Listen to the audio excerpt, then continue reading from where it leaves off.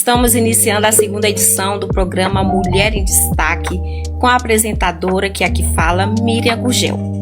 O programa tem como objetivo de incentivar, motivar, trazer mulheres que estão em destaque do nosso município para inspirar você com suas histórias de superação, com suas experiências vividas, também trazendo especialistas de todos os segmentos, trazendo dicas para você.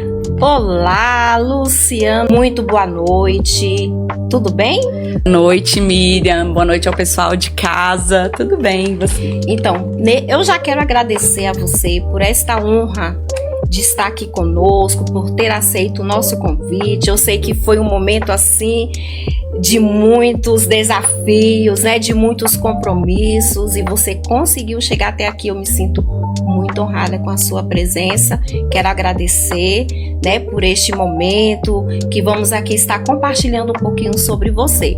E eu gostaria de saber, em primeiro lugar, quem é Luciana Caixeta Mendes? Primeiro, eu que me sinto honrada pelo convite, quero agradecer demais pela oportunidade para falar um pouquinho mais de mim, dos sonhos e dos projetos para nossa cidade, junto com o Marcos Vinícius. Luciana é uma mulher sonhadora, mas que sempre foi muito pé no chão. Comecei a trabalhar muito cedo, comecei a buscar conhecimento muito cedo. Eu sou muito curiosa, gosto de aprender, gosto de saber coisas diferentes. Sonhava em ser jornalista, inclusive. Nossa, que legal. Era um sonho que eu nutria enquanto adolescente. Aí meu pai falou: olha, minha filha, pobre não pode ser jornalista não, vai fazer outra coisa. Aí eu falei: oh meu Deus, o que eu vou fazer? Aí ele: faz direito. Eu falei: não, nada a ver comigo. E aí fui fazer psicologia e me encontrei na minha profissão. E o que foi que levou você a fazer psicologia? Então, qual foi o estalozinho? Como eu disse, eu sempre gostei e me imaginei fazendo jornalismo. Eu até falava: eu quero trabalhar no Correio, porque eu sempre gostei de ler o Correio. Mas eu tava lendo um livro e quando eu li esse livro eu falei: gente, acho que eu seria uma boa psicóloga. E aí fui estudar mais sobre o que era o curso de psicologia, o que era a atuação do psicólogo. E aí comecei a fazer e me apaixonei. E hoje sou muito realizada como psicóloga. Nossa, que legal. E me fale um pouquinho mais sobre sua trajetória aqui em Valparaíso, como que você chegou aqui. Quero saber também como você conheceu o Marcos Vinícius. Bom que é tudo junto. Eu nasci aqui em Valparaíso, na realidade eu nasci no Hospital Nossa Senhora Aparecida. Minha mãe trabalhava no Gama e eu nasci no Hospital Nossa Senhora Aparecida, então eu sou filha de Valparaíso. Nossa, é verdade. Mas fui criada em Lusiânia, meus pais me criaram em Lusiânia e quando eu formei, eu comecei a trabalhar aqui em Valparaíso. Comecei a trabalhar aqui na prefeitura e lá no trabalho eu conheci o Marcos Vinícius. Eu era psicóloga do equipamento de assistência social, a gente trabalhava no CRAS e ele era advogado lá. Então a gente se conheceu aqui na prefeitura de Valparaíso. E aí, depois que a gente se casou, passei a morar aqui. E aí eu falava: não, olha, a gente vai morar um pouco em Valparaíso, depois a gente vai pra Lusiânia. E acabei me apaixonando por Valparaíso. Hoje, se perguntasse: morar em outro lugar? Não. Eu amo Valparaíso. Nossa, que legal. Gente, um pouquinho da biografia de Luciana. Luciana Caixeta Mendes, psicóloga, mestre em administração pública, professora universitária, servidora da Secretaria de Saúde do DF, esposa, mãe de 3 filhos e agora, né, como futura primeira-dama de Valparaíso. Eu gostaria de saber o que isso impactou na sua vida. Que virada foi essa?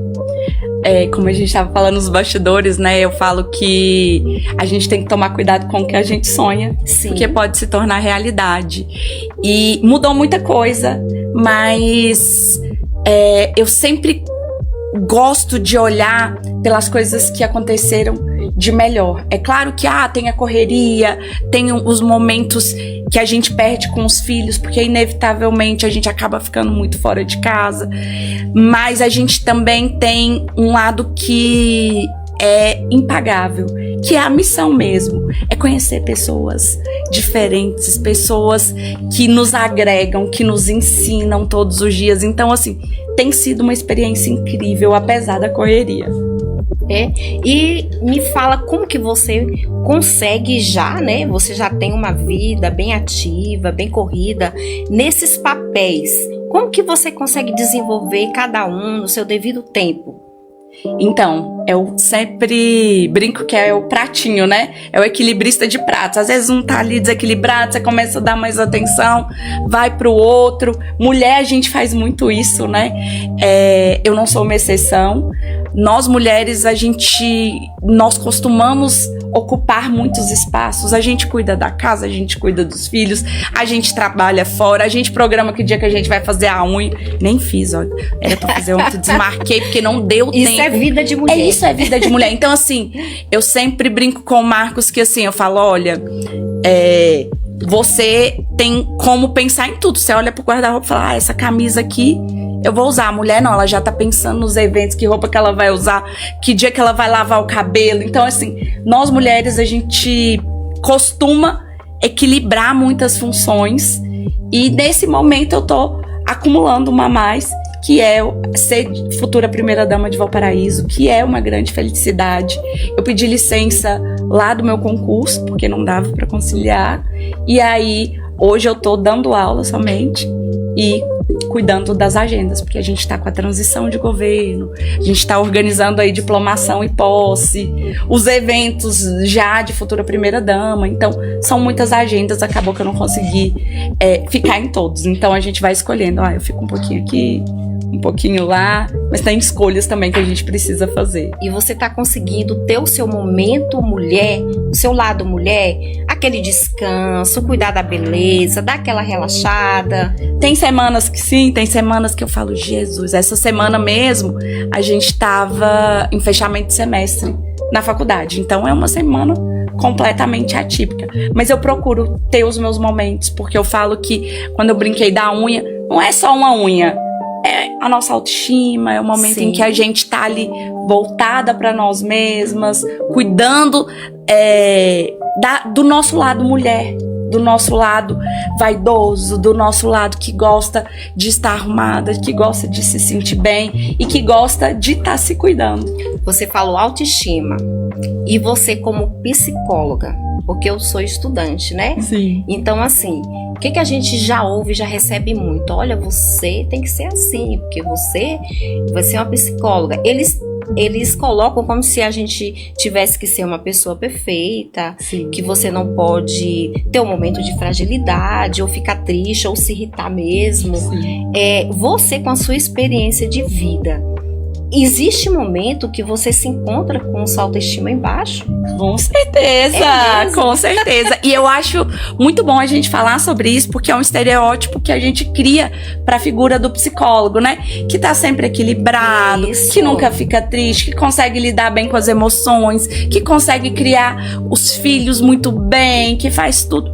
Eu acho que a gente aprende estratégias que nos facilitam muito. Vocês vão ver durante o curso que vocês vão aprendendo a regular e trabalhar as próprias emoções. Esse é um trabalho que a gente faz no próprio curso de psicologia, com terapia, com trabalho de autoconhecimento, mas a gente é humano. A gente chora, fica irritado, fica de TPM. Tá vendo aí, meu amor? Dá uns berros, meninos. Eu já mandei você ir. Não foi agora. Agora, os meus passaram da fase do Papai Noel, né? Uhum. Mas tinha a fase que eu falava, eita, vou ligar pro Papai Noel, porque esse ano não vai ter presente em casa. Então, nós somos mães, tem momento que você somos chora? Mulheres. Com certeza. Eu não sou muito chorona. Eu não sou uma pessoa chorona. Na verdade, é engraçado isso. Eu choro mais de felicidade ou de emoção. Quando, por exemplo, tô vendo um filme, aí eu sou chorona. Mas quando eu brigo ou quando eu tô chateada, eu não sou de chorar. Mas eu nunca fui. Não foi a psicologia que me trouxe isso. Eu nunca fui muito chorona, não. Certo, porque às vezes eu sempre ouço, olha, né? Você dentro de casa, do marido, das filhas, né? Você não pode. Eu digo, não, aqui dentro de casa eu sou mulher. Sim. Tem o meu momento de TPM, tem aquele momento que os filhos estão ali e você dá uma irritadinha, né? Então eu acho que isso é ser uma pessoa normal, porém nós temos uma facilidade a mais, né? Exatamente. De saber se controlar, e isso tem me ajudado muito, de fato. Eu tenho visto muita mudança em mim mesma com relação às emoções, aqueles momentos, né? E isso seria bom. Já falando disso, seria muito bom, que eu falei inclusive aqui com a nossa convidada, a doutora Zeline, essa questão desse cuidado, desse olhar para as mulheres. Com certeza. Que eu acho que você, já nessa área, sabendo da necessidade, da importância que é uma mulher dentro de casa, curada, sarada, bem cuidada, ela vai conseguir ser dentro de casa uma mulher diferente, né? Sim. Porque ela que conduz muitas coisas dentro de uma casa, como administradora financeira, que eu entendo que isso faz muito parte da mulher fazer isso, como mãe, direcionar os filhos, e muitas vezes o marido, né? E para ela fazer tudo isso de forma boa e agradável, ela tem que estar bem. E muitas vezes ela não está conseguindo. Às vezes a demanda que está ali para ela no dia a dia, trabalho, casa, marido, filho e outras coisas mais, acaba trazendo uma desorganização na sua identidade, um conflito interno que muitas vezes ela não consegue se desenvolver bem, aí gera uma ansiedade, gera uma depressão. E aí, o que nós temos para oferecer para essas mulheres que muitas vezes não têm condição de pagar um psicólogo? Ótimo você falar sobre isso. Primeiro que a gente precisa pensar em saúde mental. A gente precisa falar sobre saúde mental. Mas saúde mental não é só terapia. Saúde mental não é só a gente ter um psicólogo ali à disposição. E esse olhar diferenciado para a mulher, que é essa mulher que ela concilia diversas demandas. A gente tá ali, eu sempre brinco que assim, o homem, ele pode ser o melhor homem do mundo. O pai, ele pode ser o melhor pai do mundo. Ele não é mãe. Mãe, ela é insubstituível.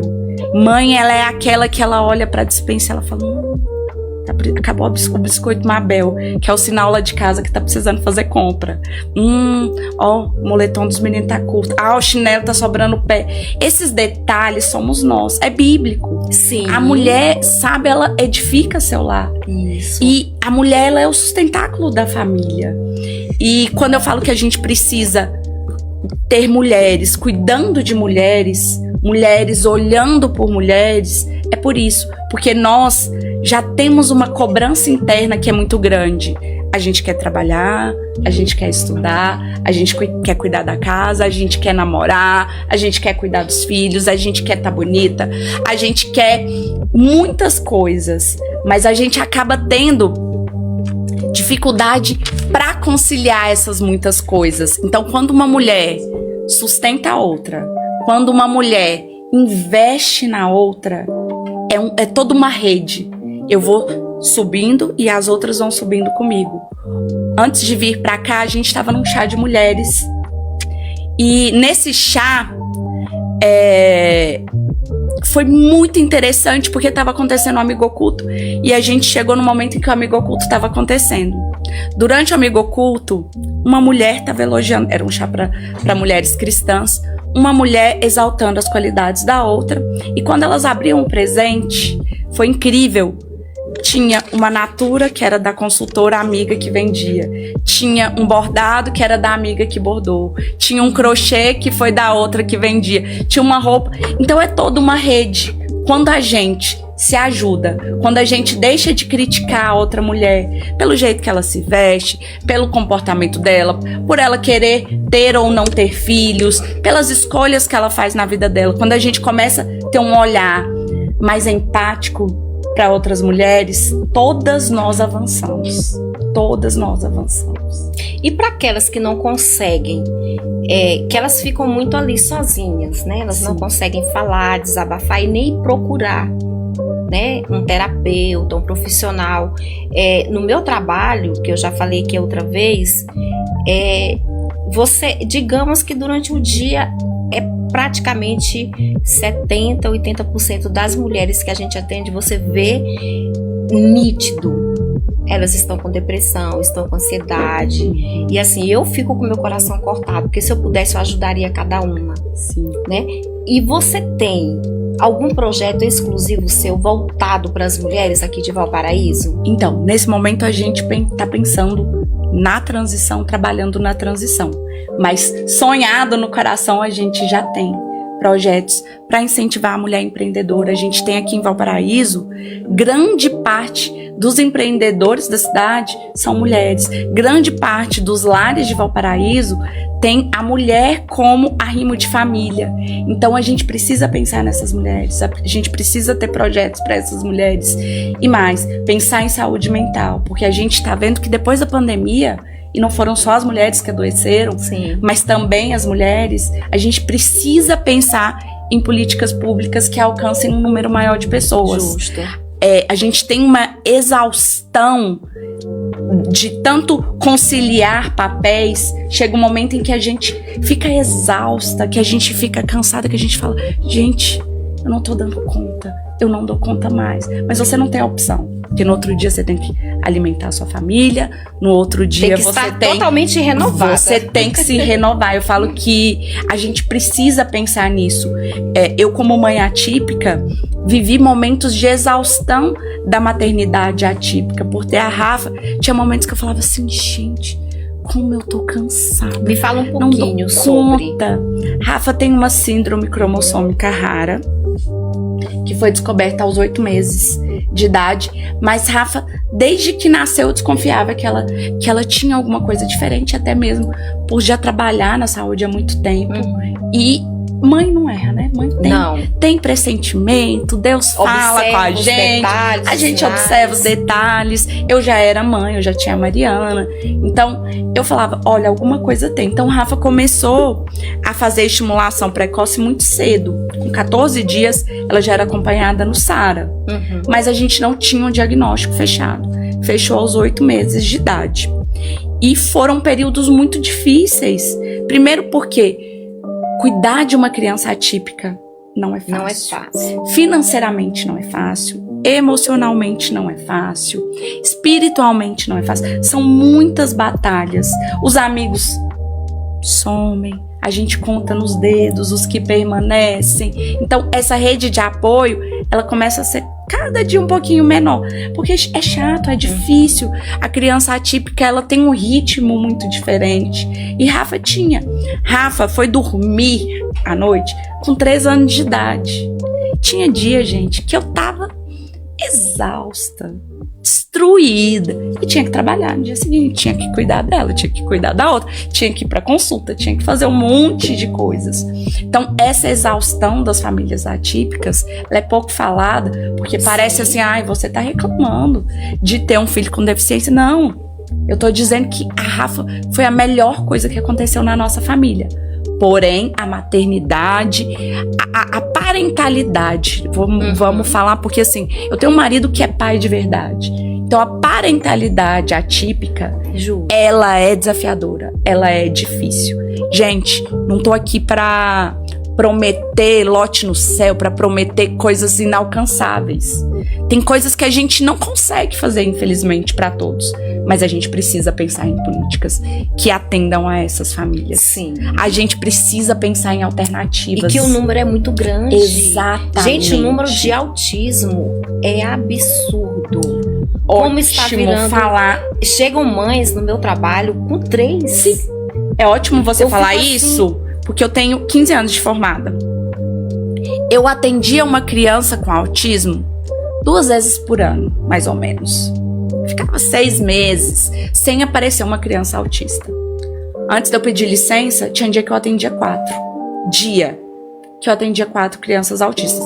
E o meu serviço é unidade básica de saúde, não é um serviço especializado. É para atender toda a população. Então a gente tem uma mudança estatística, tanto pelo nosso olhar, que ficou mais refinado. Então aquela criança que ela não seria diagnosticada 10, 20, 30 anos, Hoje a gente consegue identificá-la como o autista de nível de suporte 1. A gente consegue ver, mas a gente também teve um aumento significativo nos casos. Não é só o olhar que melhorou. A gente também teve um aumento. Então a gente precisa pensar. Certo. Qual vai ser esse olhar? Ok, terapias para todas as crianças eu vou conseguir com a regularidade que a gente precisa? Eu já falo de antemão que não. Porque a recomendação de horas de terapia é de 40 horas, individual. Gente, isso é inalcançável para nenhum poder público do mundo.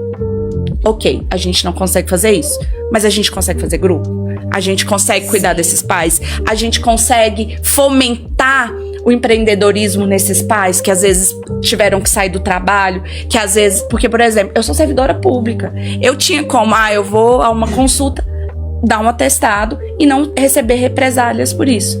Mas e a mãe que trabalha na iniciativa privada? Ela não tem esse privilégio de poder acompanhar os filhos nas terapias.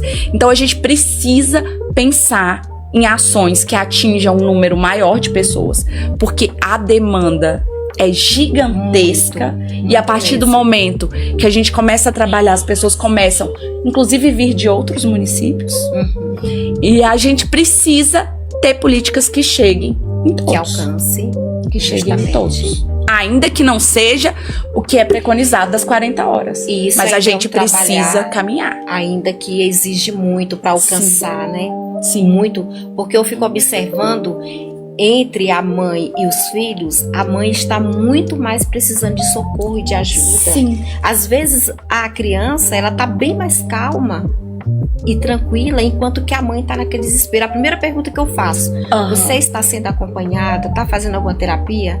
Até porque ela precisa estar bem para lidar com aquilo. E uma coisa muito importante que você falou, a questão da ajuda, né, da família. Sim. Ali reunido. Você falou que tem um esposo que lhe ajuda muito. E aquelas esposas que não têm essa compreensão do marido, como que ela suporta? Como que ela consegue vencer isso no dia a dia?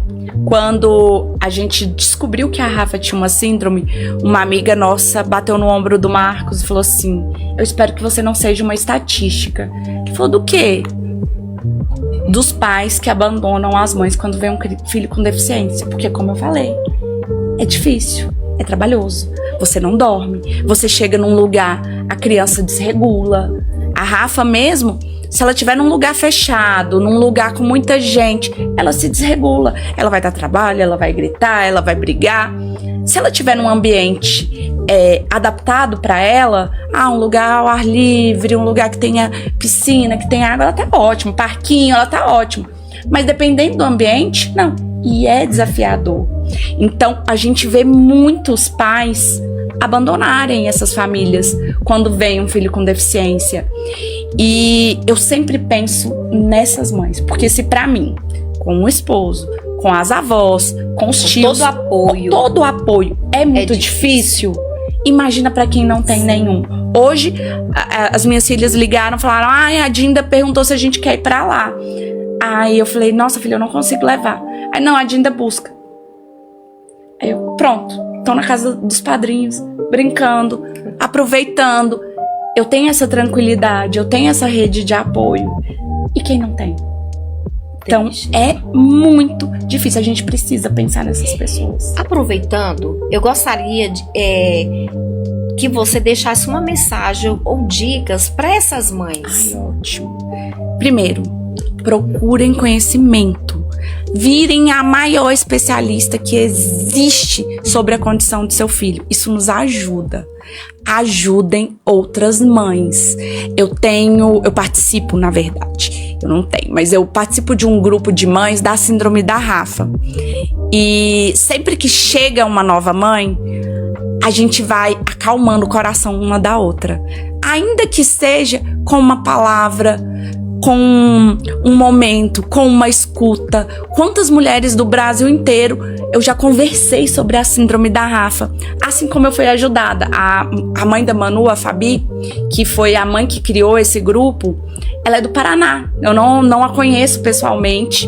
Quando eu fui pesquisar sobre a síndrome da Rafa, eu achei o Instagram dela, entrei em contato. Gente, foi de um de uma ajuda, foi de um acalento tão grande, fez tanta diferença, porque tudo que eu ouvia dos profissionais era: é uma síndrome rara, eu não conheço. Olha, eu não tenho muito como te ajudar, eu não sei. E a gente levou muitos nãos ainda, com os privilégios que a gente tinha, a gente levou muitos nãos. E aí, ouvir essa mãe e essas outras mães que estavam no grupo falar sobre a síndrome, falar sobre adolescência, que é um momento que eu ainda não vivi com a Rafa. Ainda não sabe como ainda vai não ser. sei como vai ser, mas a Rafa, por exemplo, eu não dei medicação para ela dormir graças ao grupo. Porque no grupo, uma das mães falou: olha, depois dos 3 anos melhora consideravelmente. Aí eu falei pro Marcos, a gente aguenta. Vamos esperar até os 3 anos. Se depois dos 3 anos ela não começar a dormir, a gente opta pela medicação. E todos os médicos que a gente ia falavam: olha, ela é elegível para tomar medicação. Graças ao grupo, a gente hoje tem a Rafa dormindo a noite inteira, aos 8 anos de idade, sem tomar nenhuma medicação. Então, o grupo nos ajuda. Opção, né? Então, a gente precisa pensar em grupo. E outra coisa, a gente precisa pensar em ações de empreendedorismo também. Porque, às vezes, o emprego formal não vai atender a essa família. Mas essa família pode empreender, ela pode vender pela internet, ela pode vender entre as colegas do condomínio, entre a vizinhança, e trabalhar nos momentos em que o filho está na escola ou que o filho está na terapia. Então ela pode trabalhar, inclusive quando o filho vai dormir, quando ele está assistindo um YouTube. Então a gente precisa pensar: opa, como que eu vou capacitar essa mulher? Ela conseguindo cortar um cabelo na casa dela, ela conseguindo fazer uma Tem tantas coisas que podem ser feitas, tantos cursos, né? e capacitações que a gente pode pensar para essas mulheres. E não só capacitações, a gente pensar mesmo em feiras de empreendedoras atípicas, em projetos que beneficiem lojas colaborativas. Então a gente tem muitas ideias aí no forno pra gente ajudar as famílias atípicas, que também tem um jeito de trabalhar atípico. Nossa, que legal. Isso é muito bom, essa visão, né? Vai fazer muita diferença. E que mensagem você deixaria aos pais, aos esposos dessas mulheres? O que eles poderiam fazer? Ótimo. Primeiro, homens, se comuniquem. É um grande problema dos homens comunicarem o que eles querem, qual é o incômodo. Falem, conversem sobre seus incômodos, sobre seus medos, sobre os desafios. E eu posso dizer, eu não posso falar pelo Marcos, mas eu posso dizer que você não vai se arrepender de permanecer. Mesmo quando tudo estiver difícil, às vezes você pode precisar ali dar uma volta e assistir um jogo de futebol, mas volta. Porque sua família vale o investimento, sua família vale o seu tempo. Então, para os homens que permanecerem e que são pais de verdade, podem ter certeza, a recompensa ela vem do céu, porque Deus nos honra. E todos os dias você aprende. Quando eu falo que Rafa é o grande presente de Deus nas nossas vidas, é com muita certeza. Eu já cheguei a questionar, falar: Deus, por que eu? Por que Deus? Hoje eu entendo. Hoje eu fui ajudada e hoje eu posso ajudar.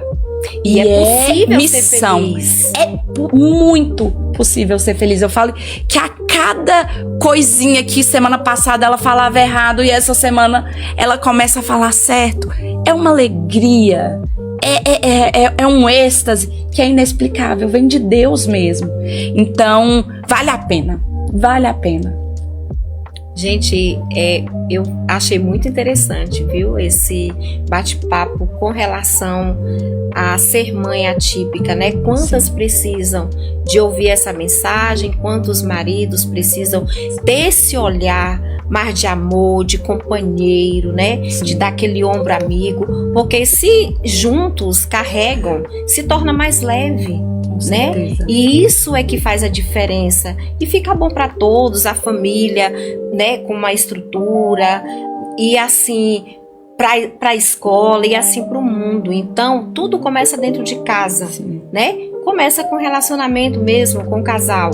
A conversa, a comunicação, para mim é fundamental. Sim. É o principal. Porque é na conversa que você descobre as dores, tira as dúvidas, traz conhecimento um do outro, o que o outro gosta. E quando isso se coloca em prato, tem aquele ditado que o combinado não sai caro. Não sai caro. Então é um caminho tão simples que não custa nada, né? E isso é em todas as situações da nossa vida. É no trabalho, é em casa, é em tudo da nossa vida, né? E isso leva a um caminho, eu acho que bem mais fácil, né? Mas agora eu quero fazer uma pergunta para você. Como é ser casada com um homem lindo e político, e que muitas vezes tem horas apenas para sair e não tem hora para chegar? Como que você lida com toda essa situação que eu não sei se você já passou por situações de assédio com relação a ele? Como que você lida com tudo isso? Ai, ótimo. Marcos é um homem lindo, né? Eu sou a primeira a achar. Olha, desculpa ao Diego Sorgato, meu amigo, mas o prefeito mais bonito do Brasil agora é meu marido. Não tem como. Não tem jeito. Mas o Marcos é uma pessoa muito comunicativa, é uma pessoa muito carinhosa. O Marcos é do beijo, é do abraço, é do carinho, é dele, é da personalidade dele. E eu não sou uma pessoa ciumenta. Eu nunca fui ciumenta. É claro que tem situações em que você fala: ei, desconfortável, piriguete de Jesus, você não tá passando do ponto. Mas eu não é algo que me incomoda. Às vezes você olha e fala: tá passando ali do ponto, mas não me incomoda. Me incomodaria se fosse ele fazendo. Isso. Mas o Marcos é muito respeitador. A gente tem uma relação muito tranquila. São 13 anos juntos. A gente já conhece até o jeito de olhar um do outro. Quando a gente fala sobre comunicação, são 13 anos que muitos momentos a gente teve que falar assim: ei, vamos ali alinhar as coisas, não tá bom aqui, vamos melhorar de cá, vamos fazer isso. Um relacionamento duradouro, ele depende muito disso. E outro dia eu tava até lendo nesses memes do Instagram um textinho em que o homem sempre comia a bundinha do pão pra não deixar pra esposa a bundinha do pão, porque ele falava: olha, eu vou ser um cavalheiro e vou comer essa parte do pão aqui. Eu já ouvi. E aí, um dia que a mulher resolveu se comunicar, ela falou: nossa, eu gosto tanto da bundinha do pão, mas toda vez você come. Então, assim, são coisas que a comunicação... E ele deixava achando que era o melhor. Exatamente. Né? Eu achei muito lindo Exatamente. Isso aí. Então, às vezes é isso, né? A gente fala: olha, eu não gostei disso, eu me incomodei com isso. Eu sou muito tranquila. Assim, ó, eu e o Marcos, nem de brigar a gente é. Muito difícil a gente discutir. Mas quando eu fico com raiva de alguma coisa, na hora eu não falo nada. Depois, quando chega em casa, eu falo: olha, eu não gostei disso. Ele é a mesma coisa. Ele: olha, foi paia, não gostei. Não faz mais isso, porque me incomodou muito. Pronto. Às vezes uma brincadeira, o outro às vezes acha: não, tô brincando. Não, isso me incomoda, não faça mais essa brincadeira. E eu ensino aos meus filhos comunicarem. Minha filha mesmo, ela é baixinha, né? A mãe, né? Dessa altura, 1,60. E aí, os colegas brincando: você é baixinha, nananã. E eles estavam brincando, coisa de criança. E aí ela falou: mamãe, eu fico triste. Eu falei: então você comunique, fale: eu não gostei dessa brincadeira, eu não quero mais que vocês façam essa brincadeira, nem que me chamem de baixinha. Então, eu ensino aos meus filhos que eles comuniquem e que eles falem quais são os incômodos, o que eles não gostaram. Eles até aprenderam, falam: filho de psicólogo, né? Sim. Chama a mamãe, a gente precisa conversar. Pronto. Eu não gostei que você combinou e não foi. Eu não gostei que você... Então, assim, eles estão aprendendo pouco a pouco a verbalizar quais são os desejos, quais são os incômodos. E isso é muito importante para a vida adulta.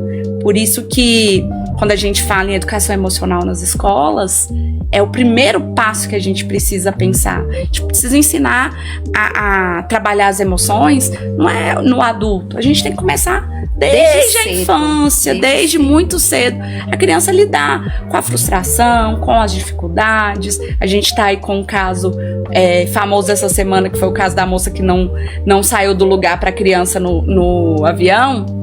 E aquilo é uma oportunidade muito grande de você trabalhar com a criança. Sim. A frustração. Sim. Porque a gente não vai ter tudo que a gente sonha no momento em que a gente sonha. As coisas não acontecem do dia pra noite. E às vezes em um momento como esse, inclusive com uma criança atípica, porque eu falo que criança atípica também faz birra. Sim. Criança atípica também manipula os pais. Também, né? E criança atípica tem que ouvir o não.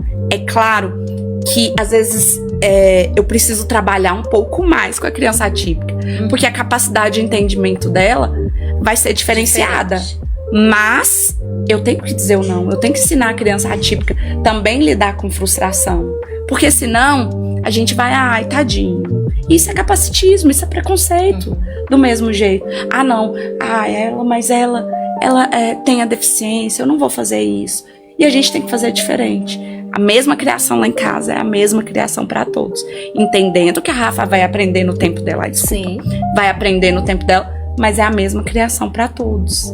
Isso mesmo, uma dica aí que você deixou, sim. A comunicação entre o casal, sim. E eu entendo, e isso é uma verdade que gera segurança e confiança, onde mediante ou diante essas situações externas, sim. Que poderiam incomodar, não incomoda. Por quê? Porque o relacionamento está firmado, sim. Né? E existe essa união, e essa união de vocês, eu vou falar, fez muita diferença para a campanha. Ah, que bom. Porque assim, eu sou fã da família, priorizo, sim. Né? E isso é um princípio. Sim. Né? Então assim, eu tenho orgulho, eu vou falar, Miriam, tenho orgulho de ter vocês, que lindo. Tá? Como gestores dessa cidade, pelo casamento que vocês têm, pela união que vocês têm, porque isso também vai influenciar, incentivar os homens, incentivar as mulheres, incentivar os casais a terem essa afinidade, esse respeito, né? Essa união, essa ligação. Sim. Que eu percebo, eu vejo que ele honra onde ele tá, ele dá, sim. A palavra para você, onde ele tá, ele menciona o seu nome, isso é lindo. E é mais lindo, Miriam, porque não é da boca para fora.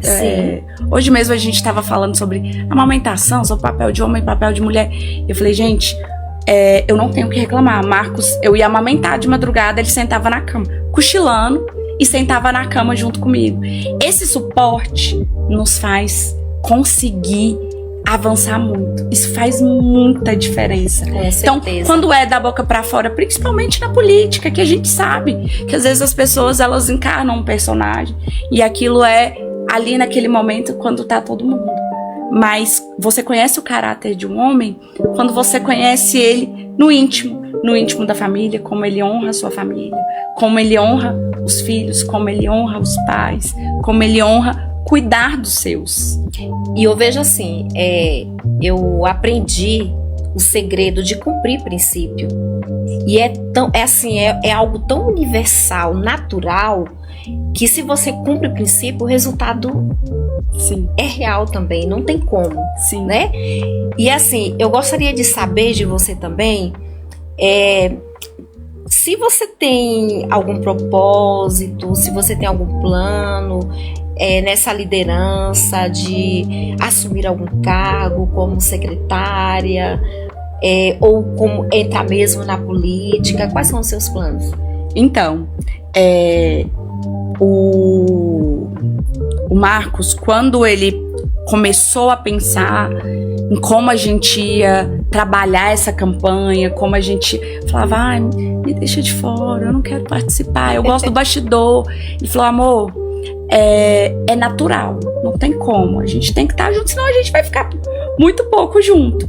E pouco a pouco eu fui participando e gostando, conhecendo pessoas que às vezes eu tinha pouco contato, e isso foi muito inspirador. Eu tô preparada, eu sou mestre em administração pública, já fui gestora, fui diretora regional de atenção secundária, mas eu tô à disposição também só para acompanhá-la.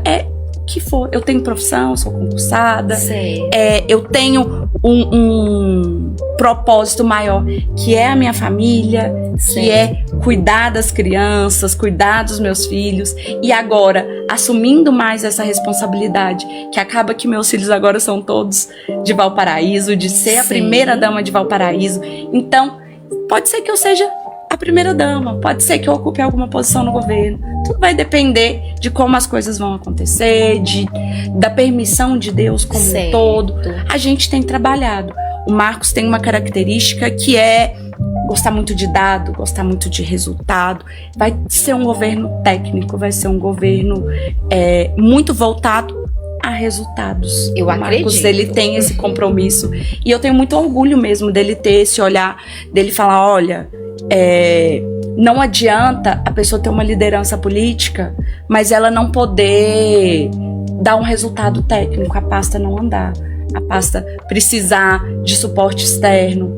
Então, ele tem essa visão. Então, eu confio que ele vai ter um governo muito bom, vai fazer que é um quebra-cabeça, né? Sim. São 42 mil votos. Sim. Você não tem 42 mil postos, infelizmente.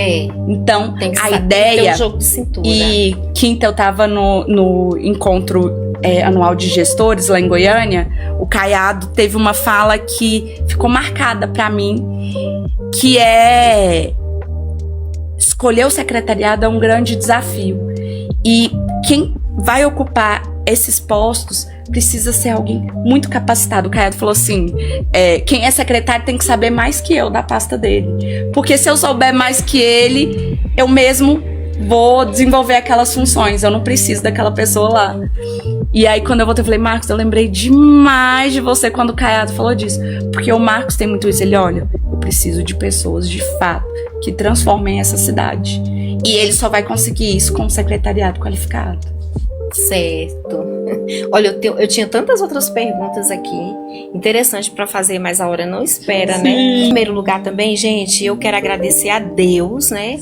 Por este momento, por este programa estar acontecendo, porque o nosso objetivo é de levar a mensagem, como você ouviu hoje, de inspiração, de superação. Se nós conseguimos, se ela consegue, você também consegue, qualquer um consegue.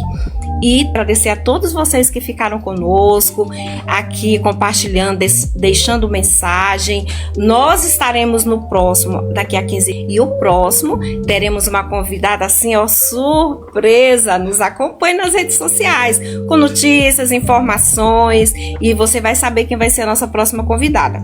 Luciana, eu quero deixar uma reflexão para você, para a gente finalizar o programa. Tornar-se primeira-dama é mais do que um título.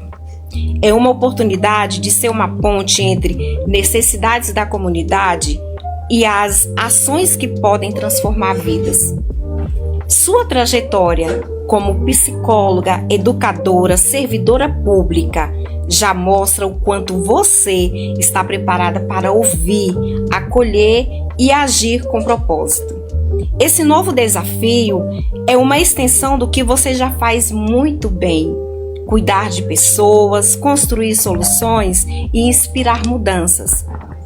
Lembre-se de que cada passo que você der será uma oportunidade de deixar um legado de cuidado, empatia e transformação. Use sua experiência e sensibilidade como mulher, mãe e líder para tocar corações e abrir caminhos para o bem-estar coletivo. Confie no seu propósito, pois ele será a bússola para guiar essa nova jornada. Valparaíso de Goiás está ganhando uma representante forte, visionária e dedicada. Que esse papel seja tão importante para você quanto você será para todos que estiverem ao seu lado. O programa Mulher em Destaque parabeniza você e deseja que essa sua caminhada seja de realizações, de conquista, mesmo diante de todas as dificuldades. Mas com Deus no barco, tudo irá bem, tudo irá leve. E o meu desejo é que Deus seja o seu guia, seu companheiro e amigo.